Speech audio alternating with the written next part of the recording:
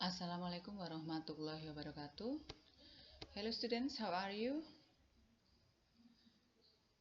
Today I will give you the materials about hortatory exposition. Okay, let's start.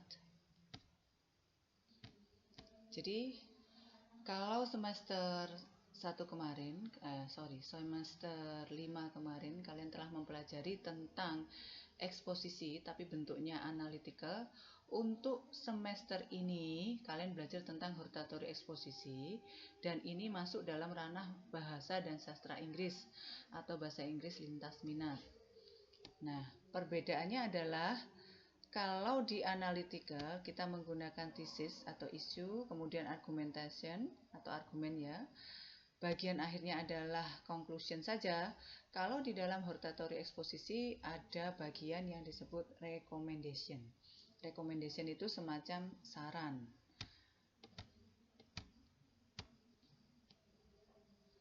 Penjelasan lebih lanjut adalah kalau thesis atau permasalahan itu mengetengahkan topik yang akan kalian bahas, kemudian the writer's opinion, position, dan argumentasinya. Contoh misalnya, kita membahas tentang pembelajaran di masa pandemi ini yang masih menggunakan daring.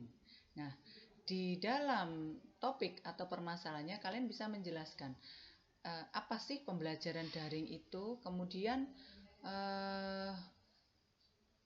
kendala-kendala dan sebagainya yang mungkin saja terjadi, tapi secara umum saja penjelasannya. Baru kemudian di bagian argumentasi kalian ketengahkan di situ. Jadi kelemahan dari sistem pembelajaran daring itu apa, kemudian pola pandang masyarakat terhadap pembelajaran daring itu sendiri seperti apa, itu dalam bentuk sebuah argumentasi. Bagian akhir yang berbeda dengan analytical adalah recommendation.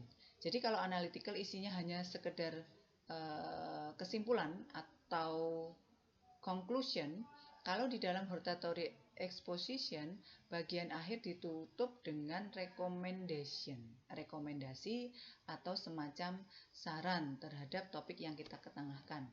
Jadi di sini kita memberikan saran apa yang seharusnya kita lakukan untuk menyikapi pembelajaran daring di masa pandemi.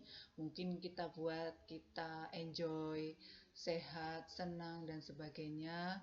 Kemudian berinteraksi melalui grup kalau ada kesulitan dan sebagainya.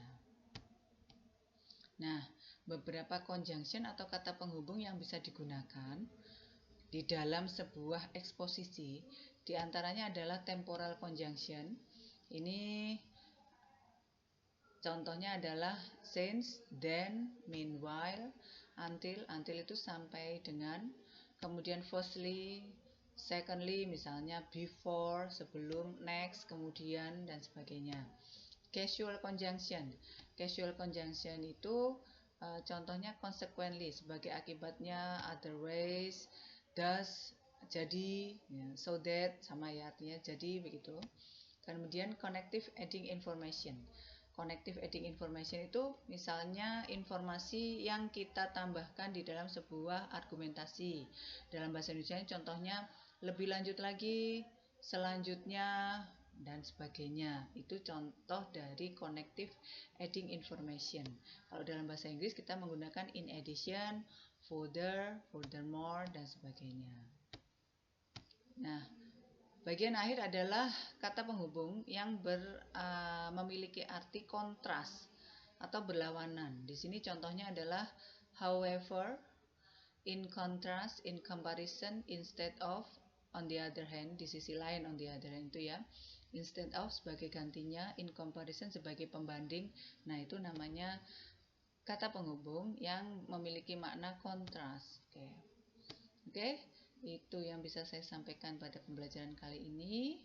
Jika ada pertanyaan, silahkan kontak di grup kelas ya. See you next time. Wassalamualaikum warahmatullahi wabarakatuh.